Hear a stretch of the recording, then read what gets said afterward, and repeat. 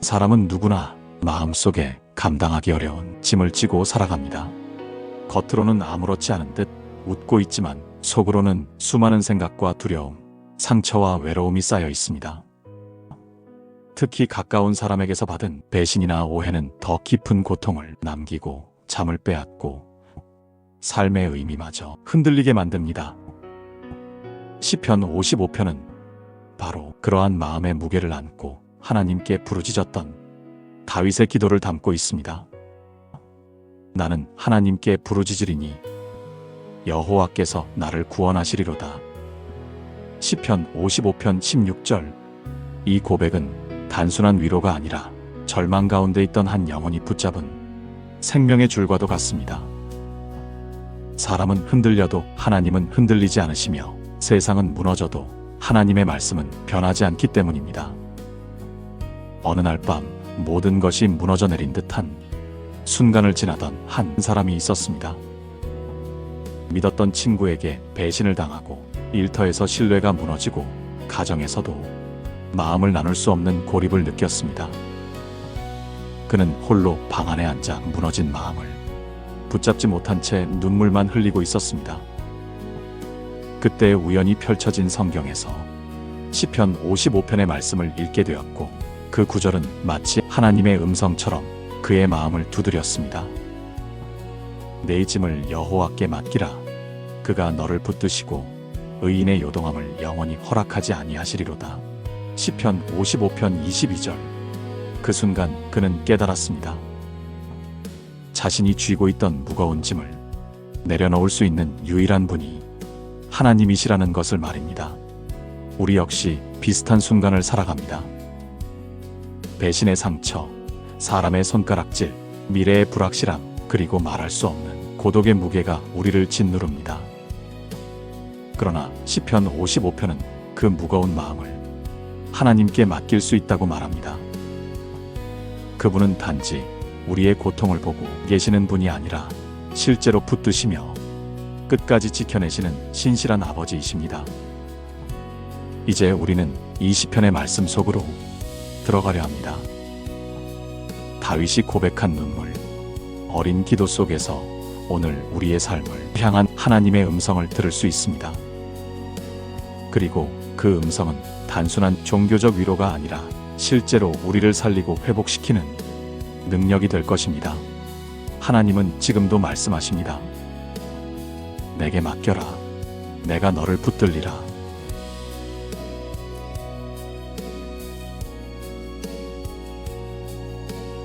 시편 55편을 들여다보면 다윗은 단순히 원수의 공격이 아니라 마음 깊은 곳에서 느낀 배신의 상처를 고백하고 있습니다. 나를 책망하는 자는 원수가 아니라 원수라면 내가 참았으리라. 나를 대적하는 자는 미워하는 자가 아니며 미워하는 자라면 내가 피하였으리라. 그는 곧 너로다. 나와 동등한 자, 나의 친구, 나의 가까운 친구로다. 시편 55편 12절에서 13절. 이 고백 속에는 참을 수 없는 깊은 고통이 담겨 있습니다. 원수의 공격보다 더 아픈 것은 가까운 친구의 배신입니다. 같이 웃으며 걸었고 함께 예배드렸고 마음을 나누었던 이가 등을 돌렸을 때 그 상처는 칼날보다 더 깊이 영혼을 찌르게 됩니다. 우리의 삶에서도 그러합니다. 멀리 있는 낯선 이의 말은 금세 흘려보낼 수 있습니다. 하지만 믿었던 사람의 외면은 오래도록 우리 마음에 남아 쓴 뿌리를 내리게 됩니다. 그 상처가 치유되지 않으면 하나님을 향한 믿음조차 흔들립니다. 어떻게 하나님이 계시다면 이런 일을 허락하셨을까? 라는 질문이 마음을 괴롭히게 됩니다. 한 성도가 있었습니다. 그는 교회 안에서 누구보다 헌신했고 친구와도 형제처럼 지냈습니다. 그러나 어느 날 가장 믿었던 사람이 뒤에서 험담을 하고 신뢰를 무너뜨리는 행동을 했다는 사실을 알게 되었습니다. 그는 말할 수 없는 상실감 속에서 교회를 떠날까 고민하기도 했습니다. 그때 하나님은 시편 55편 말씀을 통해 그 마음을 비추셨습니다. 사람은 실망시키지만 나는 결코 너를 버리지 않는다. 그 음성은 그의 마음을 붙들었고 상처 속에서도 다시 주님의 품으로 돌아오게 했습니다. 이것이 바로 다윗이 경험한 고통입니다. 그는 단순히 전쟁의 두려움이 아니라 인간관계의 붕괴에서 오는 무너짐을 온몸으로 겪었습니다. 그런데 놀라운 것은 다윗이 그 상황을 붙잡지 않고 하나님께 토로했다는 점입니다. 그는 억울함과 배신의 눈물을 숨기지 않고 주님께 쏟아냈습니다. 그것이 바로 시편의 힘입니다. 시편은 고통을 감추는 것이 아니라 있는 그대로 하나님께 아뢰는 진솔한 기도의 자리입니다. 우리도 묻지 않을 수 없습니다. 왜 하나님은 우리가 이런 아픔을 겪도록 허락하실까요? 그 이유는 단순하지 않습니다. 하나님은 우리의 눈물이 그냥 흘러가는 헛된 것이 아니라 정금처럼 우리를 단련하는 과정임을 말씀하십니다. 사람의 배신은 우리를 쓰러뜨리지만 하나님의 손길은 그 자리에서 우리를 다시 일으켜 세우십니다. 결국 상처는 하나님 앞에서 회복의 도구가 되고 믿음을 더욱 깊게 뿌리내리게 합니다. 잠시 눈을 감고 다윗의 상황을 상상해 봅니다. 왕의 자리에 있으면서도 가장 가까운 자에게 배신당하고 홀로 서 있는 그의 모습을 그려봅니다. 그는 차갑게 식어버린 신뢰 앞에서 무너졌지만 동시에 하나님께서 여전히 살아계심을 믿었기에 무너짐 속에서도 기도에 무릎을 꿇을 수 있었습니다. 바로 그 지점이 신앙의 전환점입니다. 사람을 바라보면 무너지고 하나님을 바라보면 회복됩니다. 시편 55편의 핵심은 22절 말씀에 있습니다. 내 짐을 여호와께 맡기라. 그가 너를 붙드시고 의인의 요동함을 영원히 허락하지 아니하시리로다. 시편 55편 22절. 이 구절은 다윗이 고백한 신앙의 정수이자 오늘날 우리에게 주어진 가장 강력한 위로의 말씀입니다. 다윗은 무너지는 상황 속에서 이 진리를 붙잡았습니다. 사람이 감당하지 못하는 짐이 분명 존재합니다. 그런데 하나님은 그 짐을 홀로 지고 가라고 말씀하지 않으십니다. 오히려 내게 맡기라 하시며 내가 붙들겠다 약속하십니다. 짐이라는 단어는 단순히 무거운 짐만을 뜻하지 않습니다. 인생 전체의 무게, 배신의 아픔, 두려운 내일, 가족의 문제, 건강의 고통, 삶의 불확실성, 우리가 붙들 수 없는 모든 것이 포함됩니다. 하나님은 그것을 내려놓으라 말씀하십니다. 이 말씀은 인간의 자존심을 내려놓고 하나님께 전적인 의탁을 고백하라는 초대입니다. 어느 청년이 있었습니다. 그는 늘 스스로 강하다고 생각하며 어려움이 있어도 누구에게도 의지하지 않으려 했습니다. 그러나 인생의 위기가 닥쳤을 때 그는 감당할 수 없는 짐을 홀로 지고 무너졌습니다. 결국 눈물 속에서 시편 55편 말씀을 붙잡게 되었고 처음으로 하나님 앞에 솔직히 고백했습니다. 하나님, 이제는 제가 감당할 수 없습니다. 이 짐을 주님께 드립니다. 그 순간 그는 눈에 보이는 상황은 바로 변하지 않았지만 마음의 짐이 가벼워지는 경험을 했습니다. 하나님께 맡기는 순간 내 영혼을 붙드시는 주님의 손길이 임했던 것입니다. 예수님께서도 말씀하셨습니다. 수고하고 무거운 짐진 자들아 다 내게로 오라. 내가 너희를 쉬게 하리라. 마태복음 11장 28절. 다윗이 고백한 시편의 진리를 예수님께서 완성하셨습니다. 주님은 단지 위로자가 아니라 실제로 짐을 대신 지시는 분이십니다. 십자가에서 우리의 죄와 수치를 지셨고 부활하심으로 우리에게 새 생명을 주셨습니다.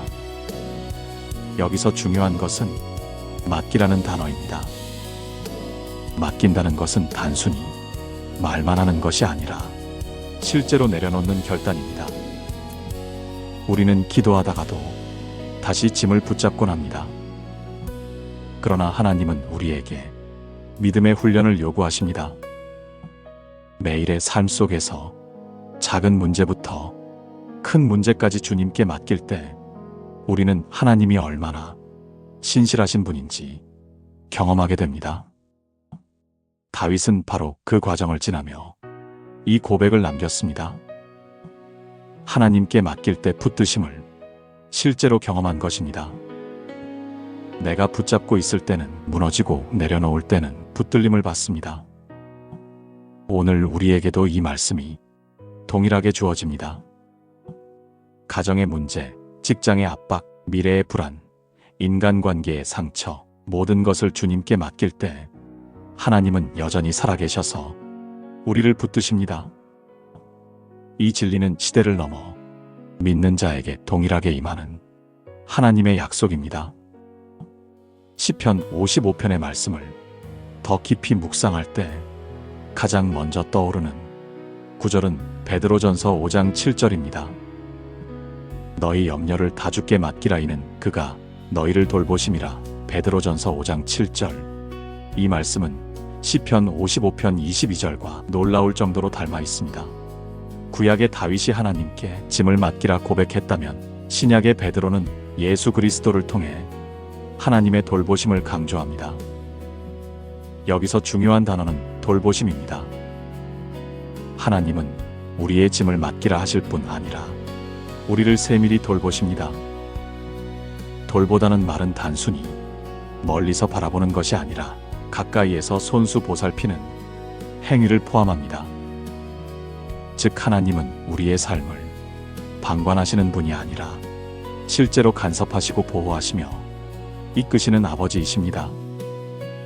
어느 어머니가 어린 자녀와 함께 시장에 갔습니다. 아이의 손에는 무거운 장바구니가 들려 있었는데 아이는 기특하게도 끝까지 들려고 애썼습니다. 그러나 결국 아이의 팔이 아프고 얼굴이 울상으로 변했습니다. 그때 어머니는 조용히 다가가 그 짐을 대신 들어주었습니다. 아이의 얼굴에는 금세 웃음이 피어났습니다. 사실 어머니는 처음부터 아이의 힘으로 감당할 수 없다는 것을 알고 있었습니다. 다만 아이가 자발적으로 내려놓기를 기다리고 있었습니다. 하나님께서 우리를 향해 행하시는 모습이 이와 같습니다.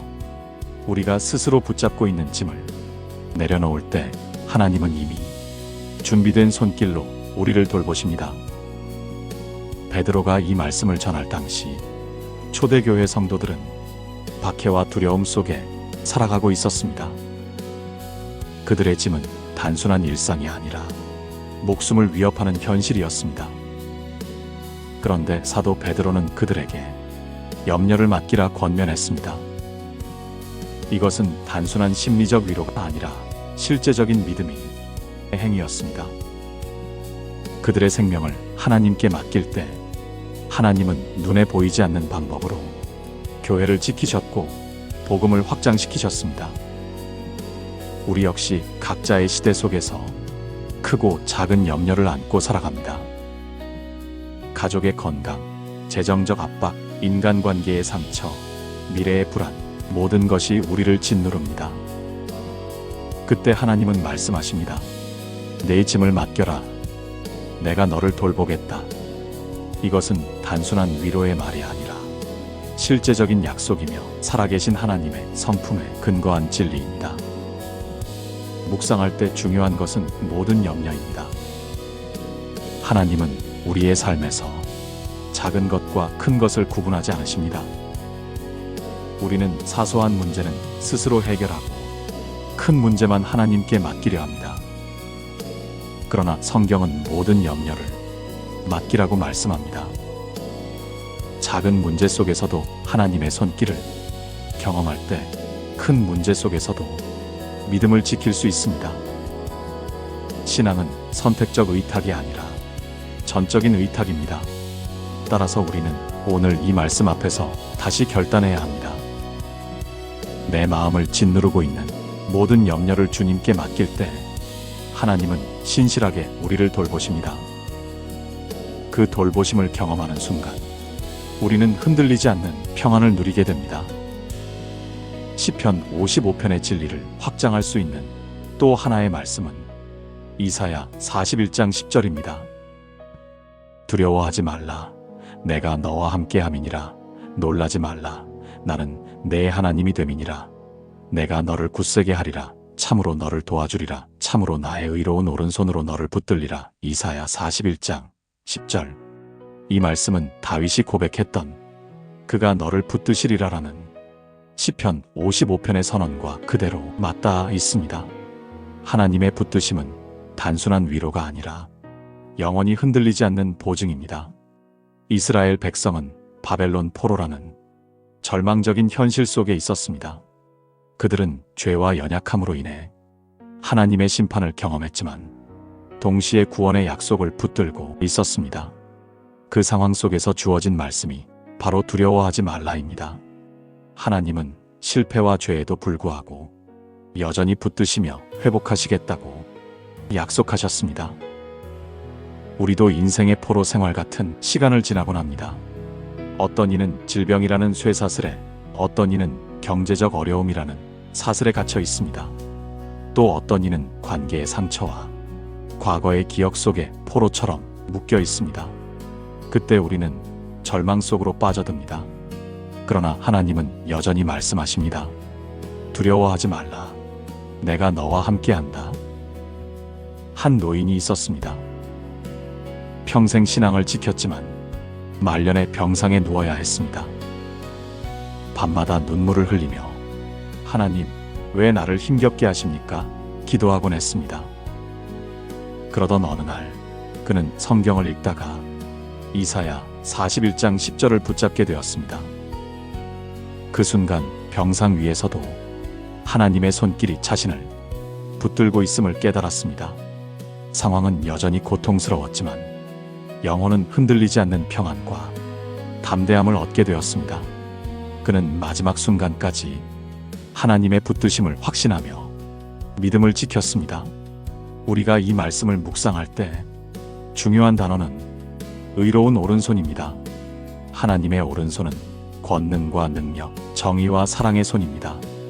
그 손이 우리를 붙든다는 것은 비유가 아니라 실제적이고 구체적인 돌보심을 의미합니다.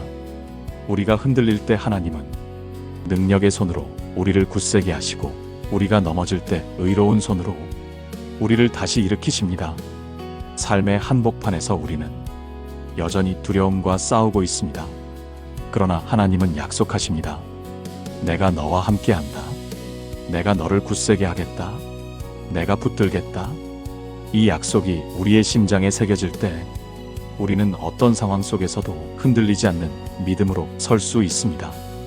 따라서 이사야의 말씀은 시편 55편과 함께 우리에게 강력한 위로와 확신을 줍니다. 하나님은 우리를 외면하지 않으시고 끝까지 붙드십니다. 그래서 우리는 담대히 고백합니다. 주님, 제 짐을 맡깁니다. 주님의 손이 저를 붙드심을 믿습니다. 시편 55편의 말씀을 더 확장해 묵상할 수 있는 구절은 마태복음 6장 31절에서 33절입니다. 그러므로 염려하여 이르기를 무엇을 먹을까, 무엇을 마실까, 무엇을 입을까 하지 말라. 이는 다 이방인들이 구하는 것이라. 너희 하늘 아버지께서 이 모든 것이 너희에게 있어야 할 줄 아시느니라. 너희는 먼저 그의 나라와 그의 의를 구하라. 그리하면 이 모든 것을 너희에게 더하시리라. 마태복음 6장 31절에서 33절. 이 말씀은 시편 55편의 내 짐을 여호와께 맡기라는 말씀을 예수님께서 직접 설명해 주신 장면과 같습니다. 다윗이 배신과 고통 속에서 하나님께 짐을 맡겼다면 예수님은 제자들에게 삶의 모든 염려조차 아버지께 맡기라고 말씀하십니다. 우리의 가장 큰 짐 중 하나는 바로 내일에 대한 염려입니다. 무엇을 먹을까, 무엇을 입을까, 어떻게 살아갈까 하는 두려움이 항상 우리를 짓누릅니다. 예수님은 그 염려의 본질을 짚어주십니다. 염려는 믿음이 부족해서가 아니라 우선순위가 어그러졌기 때문에 생겨나는 경우가 많습니다. 먼저 그의 나라와 그의 의를 구하라. 이 말씀이 염려의 해답입니다. 하나님을 우선순위에 둘 때 다른 모든 필요는 하나님이 채우신다는 약속입니다. 한 청년이 있었습니다. 그는 늘 미래를 걱정하며 내 인생이 과연 잘 풀릴까? 불안에 사로잡혀 있었습니다. 그러나 어느 날 말씀을 통해 먼저 그의 나라라는 음성을 들었고 자신의 삶을 하나님께 드리기로 결단했습니다. 그 후 그의 삶은 눈에 띄게 편안해졌습니다. 상황이 완벽히 바뀐 것은 아니었지만 그의 마음은 평안을 경험했고 하나님의 채우심을 실제로 보게 되었습니다. 예수님은 우리에게 단순히 염려하지 말라고만 하지 않으십니다. 대신 무엇을 먼저 구해야 할지를 분명하게 알려주십니다. 하나님의 나라와 의입니다. 즉 하나님의 뜻과 통치 그리고 하나님의 정의와 거룩을 삶의 중심에 두라는 것입니다. 그럴 때 우리의 삶은 필요의 결핍이 아니라 하나님의 공급 속에 거하게 됩니다. 염려의 무거운 짐 대신 평안의 가벼운 멍에를 지게 되는 것입니다. 따라서 마태복음 6장의 말씀은 시편 55편의 고백과 완전히 연결됩니다. 짐을 맡긴다는 것은 삶의 모든 염려를 하나님 나라의 우선순위 속에 재정립한다는 뜻입니다. 우리는 오늘도 이 말씀 앞에서 결단해야 합니다. 내일의 두려움보다 하나님의 나라를 먼저 구하겠습니다. 내 삶의 주도권을 하나님께 맡기겠습니다. 시편 55편의 말씀은 우리의 일상에 깊은 적용을 요구합니다. 짐을 맡기라 하신 말씀은 단순한 위로가 아니라 삶의 실제적 결단입니다. 우리는 어떻게 이 말씀을 적용할 수 있을까요? 첫째, 기도의 자리에 나아가기. 다윗이 했던 것처럼 모든 상황을 하나님께 쏟아내는 기도가 필요합니다. 숨기지 않고 감추지 않고 있는 그대로 말씀드리는 것입니다. 저녁과 아침과 정오에 내가 근심하여 탄식하리니 여호와께서 내 소리를 들으시리로다. 시편 55편 17절. 기도는 무거운 짐을 내려놓는 통로입니다. 매일 일정한 시간, 짧은 순간이라도 하나님께 마음을 쏟아내는 연습을 할 때 우리는 맡김의 훈련을 할 수 있습니다. 둘째, 말씀 붙잡기. 우리는 상황이 아니라 말씀의 근거에 살아야 합니다. 염려가 몰려올 때마다 말씀을 소리내어 읽고 마음에 새기는 것입니다. 한 성도가 말했습니다. 말씀을 암송할 때마다 내 안의 두려움이 점점 작아지고 하나님이 크심이 더 분명해졌다. 말씀은 짐을 맡기는 믿음의 근거가 됩니다. 셋째, 공동체와 함께 짐 나누기. 하나님은 우리를 혼자가 아니라 공동체 속에 두셨습니다. 서로의 짐을 나누며 기도할 때 주님의 손길을 더욱 구체적으로 경험합니다. 너희 짐을 서로 지라. 그리하여 그리스도의 법을 성취하라. 갈라디아서 6장 2절. 어느 권사님은 말했습니다. 혼자 아파할 때는 하나님도 멀리 계신 듯 했는데 성도들과 함께 기도하니 하나님이 바로 곁에 계심을 느꼈다. 삶의 적용은 단순한 행동 지침이 아니라 믿음을 구체화하는 훈련입니다. 매일 기도로 맡기고 말씀으로 붙잡고 공동체와 나누는 삶이 우리를 지탱합니다. 시편 55편의 말씀은 우리의 일상에 깊은 적용을 요구합니다. 짐을 맡기라 하신 말씀은 단순한 위로가 아니라 삶의 실제적 결단입니다. 우리는 어떻게 이 말씀을 적용할 수 있을까요? 첫째, 기도의 자리에 나아가기. 다윗이 했던 것처럼 모든 상황을 하나님께 쏟아내는 기도가 필요합니다. 숨기지 않고 감추지 않고 있는 그대로 말씀드리는 것입니다. 저녁과 아침과 정오에 내가 근심하여 탄식하리니 여호와께서 내 소리를 들으시리로다. 시편 55편 17절. 기도는 무거운 짐을 내려놓는 통로입니다. 매일 일정한 시간, 짧은 순간이라도 하나님께 마음을 쏟아내는 연습을 할 때 우리는 맡김의 훈련을 할 수 있습니다.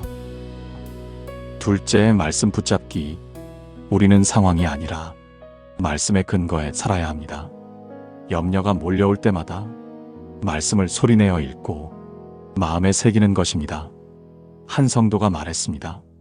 말씀을 암송할 때마다 내 안의 두려움이 점점 작아지고 하나님의 크심이 더 분명해졌다. 말씀은 짐을 맡기는 믿음의 근거가 됩니다. 셋째, 공동체와 함께 짐 나누기. 하나님은 우리를 혼자가 아니라 공동체 속에 두셨습니다. 서로의 짐을 나누며 기도할 때 주님의 손길을 더욱 구체적으로 경험합니다. 너희 짐을 서로 지라 그리하여 그리스도의 법을 성취하라. 갈라디아서 6장 2절. 어느 권사님은 말했습니다. 혼자 아파할 때는 하나님도 멀리 계신 듯 했는데 성도들과 함께 기도하니 하나님이 바로 곁에 계심을 느꼈다. 삶의 적용은 단순한 행동 지침이 아니라 믿음을 구체화하는 훈련입니다. 매일 기도로 맡기고 말씀으로 붙잡고 공동체와 나누는 삶이 우리를 지탱합니다. 시편 55편은 우리에게 인생의 무거운 짐을 어떻게 다뤄야 하는지 분명히 가르쳐 줍니다. 사람은 배신하고 상황은 흔들리며 내 마음은 무너질 수 있습니다. 그러나 하나님은 짐을 맡으라고 하십니다. 내 짐을 여호와께 맡기라. 그가 너를 붙드시고 의인의 요동함을 영원히 허락하지 아니하시리로다. 시편 55편 22절. 이 말씀은 단순한 선언이 아니라 삶의 실제적인 초대입니다. 짐을 맡기는 순간 하나님이 붙드시는 경험을 하게 됩니다. 우리는 이제 선택해야 합니다. 내 힘으로 짐을 지고 쓰러질 것인가? 아니면 주님께 맡기고 붙들림을 받을 것인가? 삶의 무게는 결코 작지 않습니다. 그러나 하나님의 능력은 언제나 우리의 짐보다 크십니다. 따라서 우리는 오늘 담대히 고백할 수 있습니다. 하나님, 제 짐을 이제 주님께 맡깁니다. 주님의 손이 저를 붙드심을 믿습니다. 이 한 줄 고백이 우리의 믿음을 새롭게 하고 오늘의 걸음을 견고히 세워줍니다. 하나님 아버지, 감사합니다. 오늘도 말씀으로 저희를 붙드시고 새 힘을 주심을 찬양합니다. 주님, 저희는 종종 스스로 강한 척하며 무거운 짐을 홀로 지려 했음을 고백합니다. 그러나 결국 쓰러지고 낙심할 뿐이었습니다. 주님, 말씀하셨습니다. 내 짐을 여호와께 맡기라. 그가 너를 붙드시리라. 이 약속을 믿습니다. 주님, 저희의 염려와 두려움을 내려놓습니다. 가정의 문제도, 건강의 고통도, 관계의 상처도 이제 주님께 맡깁니다. 주님, 저희의 연약함을 불쌍히 여기시고 의로운 손으로 굳세게 붙드소서. 앞으로 다가올 미래가 두렵지 않도록 믿음의 눈을 열어 주님만 바라보게 하소서. 저희가 다시는 자신의 힘으로 짐을 지려 하지 않고 오직 주님의 은혜 안에서 살게 하소서. 두려워하지 말라. 내가 너와 함께 함이라. 이 약속의 말씀을 붙잡고 살게 하소서. 오늘도 결단합니다. 주님께 맡기겠습니다. 주님만 의지하겠습니다. 주님이 붙드심을 믿으며 살겠습니다. 예수 그리스도의 이름으로 기도드립니다. 아멘.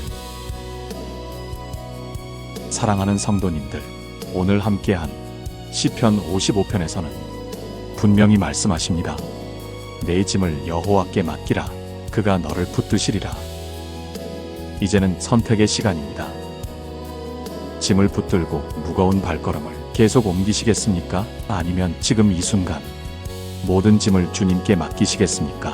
주님은 말씀하십니다. 너희 염려를 다 내게 맡겨라.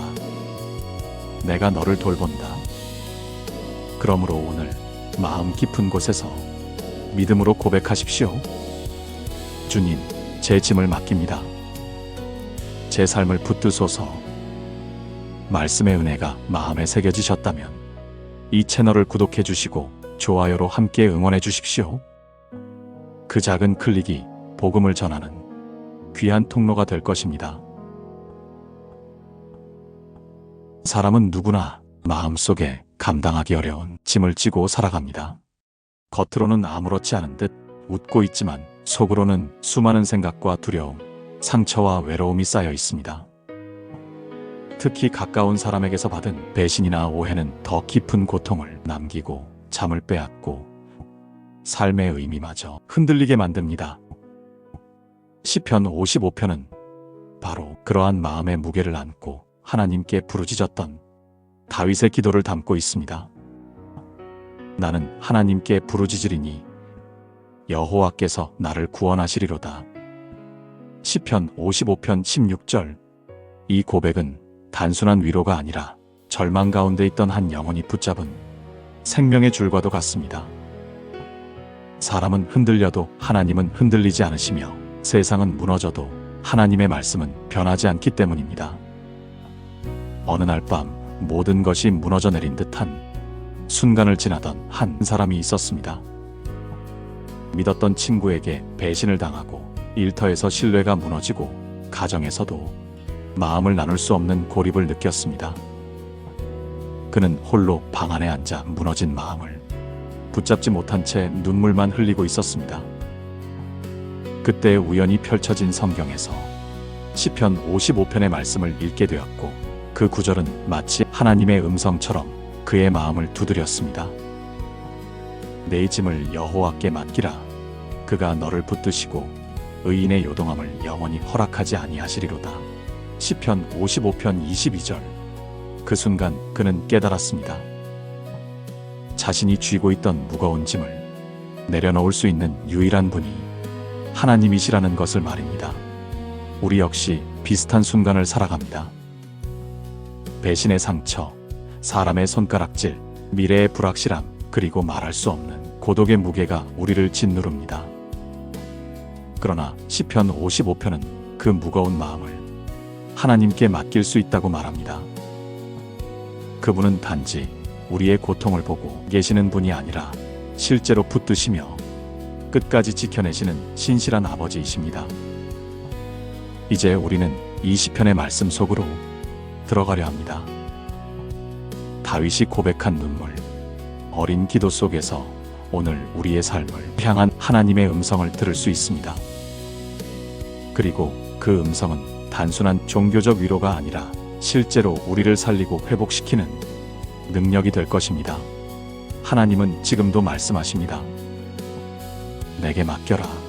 내가 너를 붙들리라.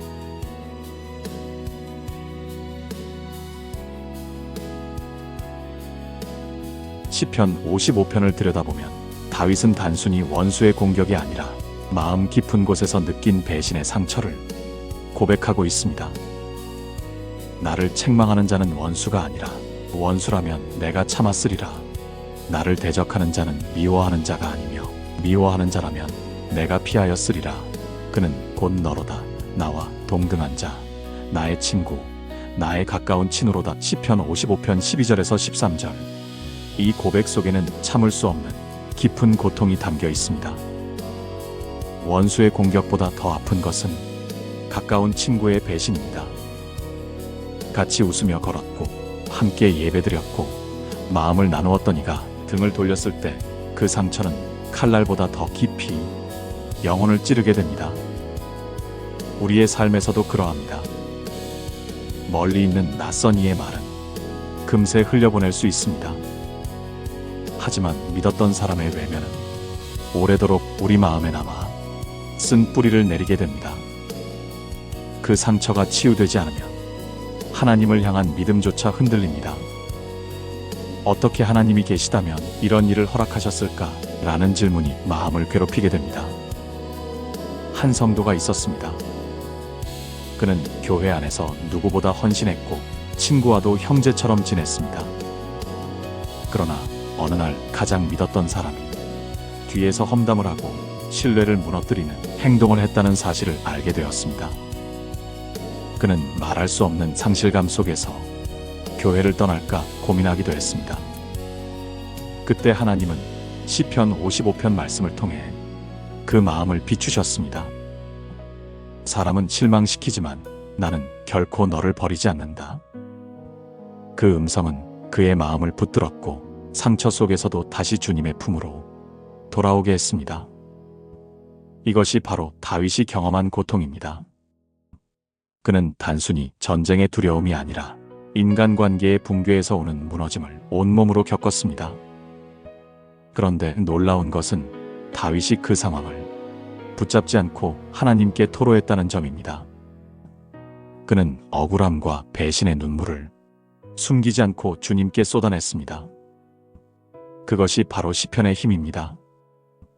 시편은 고통을 감추는 것이 아니라 있는 그대로 하나님께 아뢰는 진솔한 기도의 자리입니다. 우리도 묻지 않을 수 없습니다. 왜 하나님은 우리가 이런 아픔을 겪도록 허락하실까요? 그 이유는 단순하지 않습니다. 하나님은 우리의 눈물이 그냥 흘러가는 헛된 것이 아니라 정금처럼 우리를 단련하는 과정임을 말씀하십니다. 사람의 배신은 우리를 쓰러뜨리지만 하나님의 손길은 그 자리에서 우리를 다시 일으켜 세우십니다. 결국 상처는 하나님 앞에서 회복의 도구가 되고 믿음을 더욱 깊게 뿌리내리게 합니다. 잠시 눈을 감고 다윗의 상황을 상상해 봅니다. 왕의 자리에 있으면서도 가장 가까운 자에게 배신당하고 홀로 서 있는 그의 모습을 그려봅니다. 그는 차갑게 식어버린 신뢰 앞에서 무너졌지만 동시에 하나님께서 여전히 살아계심을 믿었기에 무너짐 속에서도 기도에 무릎을 꿇을 수 있었습니다. 바로 그 지점이 신앙의 전환점입니다. 사람을 바라보면 무너지고 하나님을 바라보면 회복됩니다.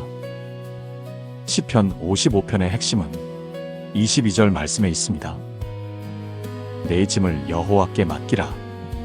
그가 너를 붙드시고 의인의 요동함을 영원히 허락하지 아니하시리로다. 시편 55편 22절. 이 구절은 다윗이 고백한 신앙의 정수이자 오늘날 우리에게 주어진 가장 강력한 위로의 말씀입니다. 다윗은 무너지는 상황 속에서 이 진리를 붙잡았습니다. 사람이 감당하지 못하는 짐이 분명 존재합니다. 그런데 하나님은 그 짐을 홀로 지고 가라고 말씀하지 않으십니다. 오히려 내게 맡기라 하시며 내가 붙들겠다 약속하십니다. 짐이라는 단어는 단순히 무거운 짐만을 뜻하지 않습니다. 인생 전체의 무게, 배신의 아픔, 두려운 내일, 가족의 문제, 건강의 고통, 삶의 불확실성, 우리가 붙들 수 없는 모든 것이 포함됩니다. 하나님은 그것을 내려놓으라 말씀하십니다. 이 말씀은 인간의 자존심을 내려놓고 하나님께 전적인 의탁을 고백하라는 초대입니다. 어느 청년이 있었습니다. 그는 늘 스스로 강하다고 생각하며 어려움이 있어도 누구에게도 의지하지 않으려 했습니다. 그러나 인생의 위기가 닥쳤을 때 그는 감당할 수 없는 짐을 홀로 지고 무너졌습니다. 결국 눈물 속에서 시편 55편 말씀을 붙잡게 되었고 처음으로 하나님 앞에 솔직히 고백했습니다. 하나님, 이제는 제가 감당할 수 없습니다. 이 짐을 주님께 드립니다. 그 순간 그는 눈에 보이는 상황은 바로 변하지 않았지만 마음의 짐이 가벼워지는 경험을 했습니다. 하나님께 맡기는 순간 내 영혼을 붙드시는 주님의 손길이 임했던 것입니다. 예수님께서도 말씀하셨습니다. 수고하고 무거운 짐진 자들아 다 내게로 오라. 내가 너희를 쉬게 하리라. 마태복음 11장 28절. 다윗이 고백한 시편의 진리를 예수님께서 완성하셨습니다. 주님은 단지 위로자가 아니라 실제로 짐을 대신 지시는 분이십니다. 십자가에서 우리의 죄와 수치를 지셨고 부활하심으로 우리에게 새 생명을 주셨습니다. 여기서 중요한 것은 맡기라는 단어입니다. 맡긴다는 것은 단순히 말만 하는 것이 아니라 실제로 내려놓는 결단입니다. 우리는 기도하다가도 다시 짐을 붙잡곤 합니다. 그러나 하나님은 우리에게 믿음의 훈련을 요구하십니다. 매일의 삶 속에서 작은 문제부터 큰 문제까지 주님께 맡길 때 우리는 하나님이 얼마나 신실하신 분인지 경험하게 됩니다. 다윗은 바로 그 과정을 지나며 이 고백을 남겼습니다. 하나님께 맡길 때 붙드심을 실제로 경험한 것입니다. 내가 붙잡고 있을 때는 무너지고 내려놓을 때는 붙들림을 받습니다. 오늘 우리에게도 이 말씀이 동일하게 주어집니다. 가정의 문제, 직장의 압박, 미래의 불안, 인간관계의 상처, 모든 것을 주님께 맡길 때 하나님은 여전히 살아계셔서 우리를 붙드십니다. 이 진리는 시대를 넘어 믿는 자에게 동일하게 임하는 하나님의 약속입니다. 시편 55편의 말씀을 더 깊이 묵상할 때 가장 먼저 떠오르는 구절은 베드로전서 5장 7절입니다. 너희 염려를 다 주께 맡기라 이는 그가 너희를 돌보심이라. 베드로전서 5장 7절. 이 말씀은 시편 55편 22절과 놀라울 정도로 닮아 있습니다. 구약의 다윗이 하나님께 짐을 맡기라 고백했다면 신약의 베드로는 예수 그리스도를 통해 하나님의 돌보심을 강조합니다. 여기서 중요한 단어는 돌보심입니다. 하나님은 우리의 짐을 맡기라 하실 뿐 아니라 우리를 세밀히 돌보십니다. 돌보다는 말은 단순히 멀리서 바라보는 것이 아니라 가까이에서 손수 보살피는 행위를 포함합니다. 즉 하나님은 우리의 삶을 방관하시는 분이 아니라 실제로 간섭하시고 보호하시며 이끄시는 아버지이십니다. 어느 어머니가 어린 자녀와 함께 시장에 갔습니다. 아이의 손에는 무거운 장바구니가 들려 있었는데 아이는 기특하게도 끝까지 들려고 애썼습니다. 그러나 결국 아이의 팔이 아프고 얼굴이 울상으로 변했습니다. 그때 어머니는 조용히 다가가 그 짐을 대신 들어주었습니다. 아이의 얼굴에는 금세 웃음이 피어났습니다. 사실 어머니는 처음부터 아이의 힘으로 감당할 수 없다는 것을 알고 있었습니다. 다만 아이가 자발적으로 내려놓기를 기다리고 있었습니다. 하나님께서 우리를 향해 행하시는 모습이 이와 같습니다. 우리가 스스로 붙잡고 있는 짐을 내려놓을 때 하나님은 이미 준비된 손길로 우리를 돌보십니다. 베드로가 이 말씀을 전할 당시 초대교회 성도들은 박해와 두려움 속에 살아가고 있었습니다. 그들의 짐은 단순한 일상이 아니라 목숨을 위협하는 현실이었습니다. 그런데 사도 베드로는 그들에게 염려를 맡기라 권면했습니다. 이것은 단순한 심리적 위로가 아니라 실제적인 믿음의 행위였습니다. 그들의 생명을 하나님께 맡길 때 하나님은 눈에 보이지 않는 방법으로 교회를 지키셨고 복음을 확장시키셨습니다. 우리 역시 각자의 시대 속에서 크고 작은 염려를 안고 살아갑니다. 가족의 건강, 재정적 압박, 인간관계의 상처, 미래의 불안, 모든 것이 우리를 짓누릅니다.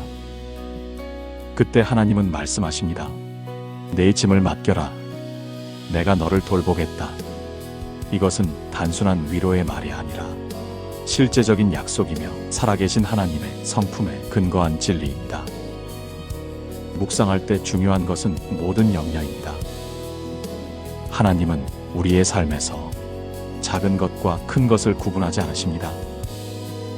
우리는 사소한 문제는 스스로 해결하고 큰 문제만 하나님께 맡기려 합니다. 그러나 성경은 모든 염려를 맡기라고 말씀합니다. 작은 문제 속에서도 하나님의 손길을 경험할 때 큰 문제 속에서도 믿음을 지킬 수 있습니다. 신앙은 선택적 의탁이 아니라 전적인 의탁입니다. 따라서 우리는 오늘 이 말씀 앞에서 다시 결단해야 합니다. 내 마음을 짓누르고 있는 모든 염려를 주님께 맡길 때 하나님은 신실하게 우리를 돌보십니다. 그 돌보심을 경험하는 순간 우리는 흔들리지 않는 평안을 누리게 됩니다. 시편 55편의 진리를 확장할 수 있는 또 하나의 말씀은 이사야 41장 10절입니다. 두려워하지 말라. 내가 너와 함께함이니라. 놀라지 말라. 나는 내 하나님이 됨이니라. 내가 너를 굳세게 하리라. 참으로 너를 도와주리라. 참으로 나의 의로운 오른손으로 너를 붙들리라. 이사야 41장 10절. 이 말씀은 다윗이 고백했던 그가 너를 붙드시리라라는 시편 55편의 선언과 그대로 맞닿아 있습니다. 하나님의 붙드심은 단순한 위로가 아니라 영원히 흔들리지 않는 보증입니다. 이스라엘 백성은 바벨론 포로라는 절망적인 현실 속에 있었습니다. 그들은 죄와 연약함으로 인해 하나님의 심판을 경험했지만 동시에 구원의 약속을 붙들고 있었습니다. 그 상황 속에서 주어진 말씀이 바로 두려워하지 말라입니다. 하나님은 실패와 죄에도 불구하고 여전히 붙드시며 회복하시겠다고 약속하셨습니다. 우리도 인생의 포로 생활 같은 시간을 지나곤 합니다. 어떤 이는 질병이라는 쇠사슬에, 어떤 이는 경제적 어려움이라는 사슬에 갇혀 있습니다. 또 어떤 이는 관계의 상처와 과거의 기억 속에 포로처럼 묶여 있습니다. 그때 우리는 절망 속으로 빠져듭니다. 그러나 하나님은 여전히 말씀하십니다. 두려워하지 말라. 내가 너와 함께한다. 한 노인이 있었습니다.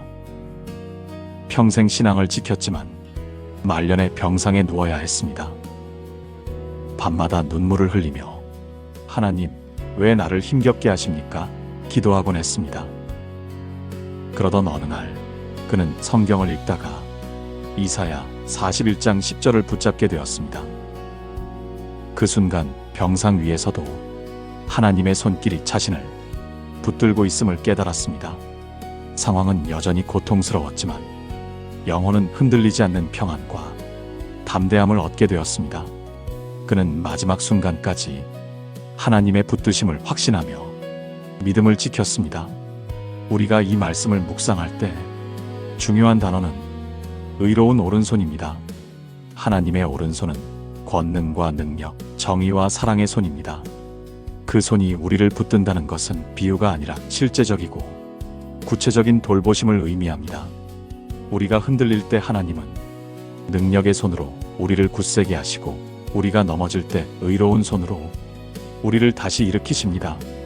삶의 한복판에서 우리는 여전히 두려움과 싸우고 있습니다. 그러나 하나님은 약속하십니다. 내가 너와 함께한다. 내가 너를 굳세게 하겠다. 내가 붙들겠다. 이 약속이 우리의 심장에 새겨질 때 우리는 어떤 상황 속에서도 흔들리지 않는 믿음으로 설 수 있습니다. 따라서 이사야의 말씀은 시편 55편과 함께 우리에게 강력한 위로와 확신을 줍니다. 하나님은 우리를 외면하지 않으시고 끝까지 붙드십니다. 그래서 우리는 담대히 고백합니다. 주님, 제 짐을 맡깁니다. 주님의 손이 저를 붙드심을 믿습니다. 시편 55편의 말씀을 더 확장해 묵상할 수 있는 구절은 마태복음 6장 31절에서 33절입니다. 그러므로 염려하여 이르기를 무엇을 먹을까, 무엇을 마실까, 무엇을 입을까 하지 말라. 이는 다 이방인들이 구하는 것이라.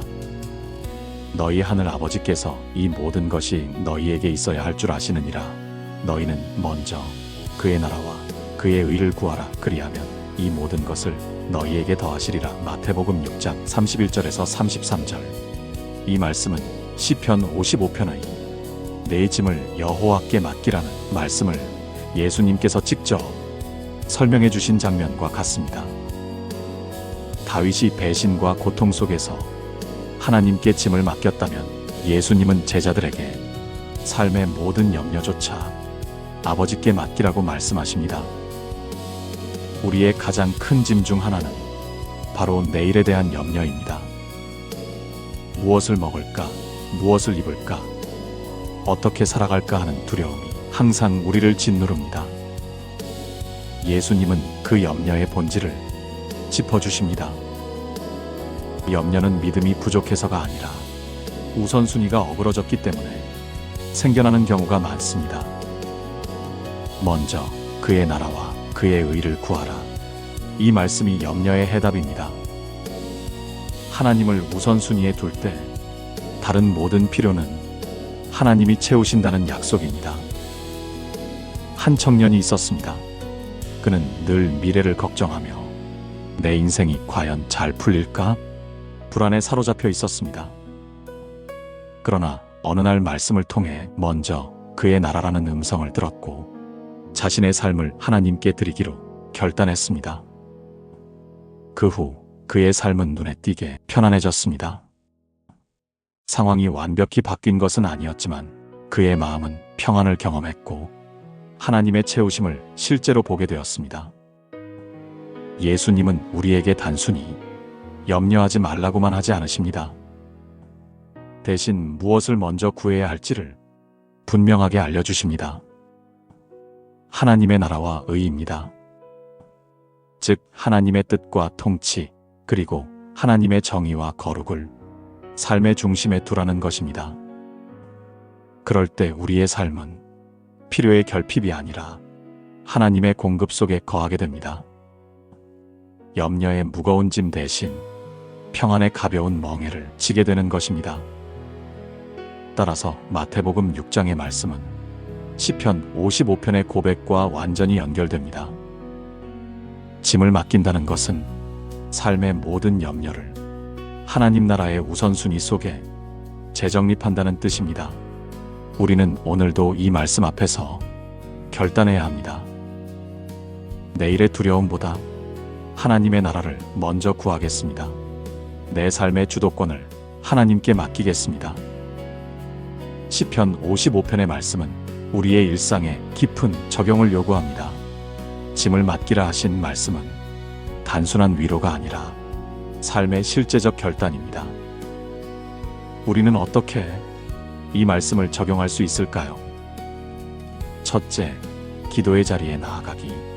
다윗이 했던 것처럼 모든 상황을 하나님께 쏟아내는 기도가 필요합니다. 숨기지 않고 감추지 않고 있는 그대로 말씀드리는 것입니다. 저녁과 아침과 정오에 내가 근심하여 탄식하리니 여호와께서 내 소리를 들으시리로다. 시편 55편 17절. 기도는 무거운 짐을 내려놓는 통로입니다. 매일 일정한 시간, 짧은 순간이라도 하나님께 마음을 쏟아내는 연습을 할 때 우리는 맡김의 훈련을 할 수 있습니다. 둘째, 말씀 붙잡기, 말씀의 근거에 살아야 합니다. 염려가 몰려올 때마다 말씀을 소리내어 읽고 마음에 새기는 것입니다. 한 성도가 말했습니다. 말씀을 암송할 때마다 내 안의 두려움이 점점 작아지고 하나님이 크심이 더 분명해졌다. 말씀은 짐을 맡기는 믿음의 근거가 됩니다. 셋째, 공동체와 함께 짐 나누기. 하나님은 우리를 혼자가 아니라 공동체 속에 두셨습니다. 서로의 짐을 나누며 기도할 때 주님의 손길을 더욱 구체적으로 경험합니다. 너희 짐을 서로 지라. 그리하여 그리스도의 법을 성취하라. 갈라디아서 6장 2절. 어느 권사님은 말했습니다. 혼자 아파할 때는 하나님도 멀리 계신 듯 했는데 성도들과 함께 기도하니 하나님이 바로 곁에 계심을 느꼈다. 삶의 적용은 단순한 행동 지침이 아니라 믿음을 구체화하는 훈련입니다. 매일 기도로 맡기고 말씀으로 붙잡고 공동체와 나누는 삶이 우리를 지탱합니다. 시편 55편의 말씀은 우리의 일상에 깊은 적용을 요구합니다. 짐을 맡기라 하신 말씀은 단순한 위로가 아니라 삶의 실제적 결단입니다. 우리는 어떻게 이 말씀을 적용할 수 있을까요? 첫째, 기도의 자리에 나아가기. 다윗이 했던 것처럼 모든 상황을 하나님께 쏟아내는 기도가 필요합니다. 숨기지 않고 감추지 않고 있는 그대로 말씀드리는 것입니다. 저녁과 아침과 정오에 내가 근심하여 탄식하리니 여호와께서 내 소리를 들으시리로다. 시편 55편 17절. 기도는 무거운 짐을 내려놓는 통로입니다. 매일 일정한 시간, 짧은 순간이라도 하나님께 마음을 쏟아내는 연습을 할 때 우리는 맡김의 훈련을 할 수 있습니다. 둘째, 말씀 붙잡기. 우리는 상황이 아니라 말씀의 근거에 살아야 합니다. 염려가 몰려올 때마다 말씀을 소리내어 읽고 마음에 새기는 것입니다. 한 성도가 말했습니다. 말씀을 암송할 때마다 내 안의 두려움이 점점 작아지고 하나님의 크심이 더 분명해졌다. 말씀은 짐을 맡기는 믿음의 근거가 됩니다. 셋째, 공동체와 함께 짐 나누기. 하나님은 우리를 혼자가 아니라 공동체 속에 두셨습니다. 서로의 짐을 나누며 기도할 때 주님의 손길을 더욱 구체적으로 경험합니다. 너희 짐을 서로 지라. 그리하여 그리스도의 법을 성취하라. 갈라디아서 6장 2절. 어느 권사님은 말했습니다. 혼자 아파할 때는 하나님도 멀리 계신 듯 했는데 성도들과 함께 기도하니 하나님이 바로 곁에 계심을 느꼈다. 삶의 적용은 단순한 행동 지침이 아니라 믿음을 구체화하는 훈련입니다. 매일 기도로 맡기고 말씀으로 붙잡고 공동체와 나누는 삶이 우리를 지탱합니다. 시편 55편은 우리에게 인생의 무거운 짐을 어떻게 다뤄야 하는지 분명히 가르쳐 줍니다. 사람은 배신하고 상황은 흔들리며 내 마음은 무너질 수 있습니다. 그러나 하나님은 짐을 맡으라고 하십니다. 내 짐을 여호와께 맡기라. 그가 너를 붙드시고 의인의 요동함을 영원히 허락하지 아니하시리로다. 시편 55편 22절. 이 말씀은 단순한 선언이 아니라 삶의 실제적인 초대입니다. 짐을 맡기는 순간 하나님이 붙드시는 경험을 하게 됩니다. 우리는 이제 선택해야 합니다. 내 힘으로 짐을 지고 쓰러질 것인가? 아니면 주님께 맡기고 붙들림을 받을 것인가? 삶의 무게는 결코 작지 않습니다. 그러나 하나님의 능력은 언제나 우리의 짐보다 크십니다. 따라서 우리는 오늘 담대히 고백할 수 있습니다. 하나님, 제 짐을 이제 주님께 맡깁니다. 주님의 손이 저를 붙드심을 믿습니다. 이 한 줄 고백이 우리의 믿음을 새롭게 하고 오늘의 걸음을 견고히 세워줍니다. 하나님 아버지, 감사합니다. 오늘도 말씀으로 저희를 붙드시고 새 힘을 주심을 찬양합니다. 주님, 저희는 종종 스스로 강한 척하며 무거운 짐을 홀로 지려 했음을 고백합니다. 그러나 결국 쓰러지고 낙심할 뿐이었습니다. 주님, 말씀하셨습니다. 내 짐을 여호와께 맡기라. 그가 너를 붙드시리라. 이 약속을 믿습니다. 주님, 저희의 염려와 두려움을 내려놓습니다.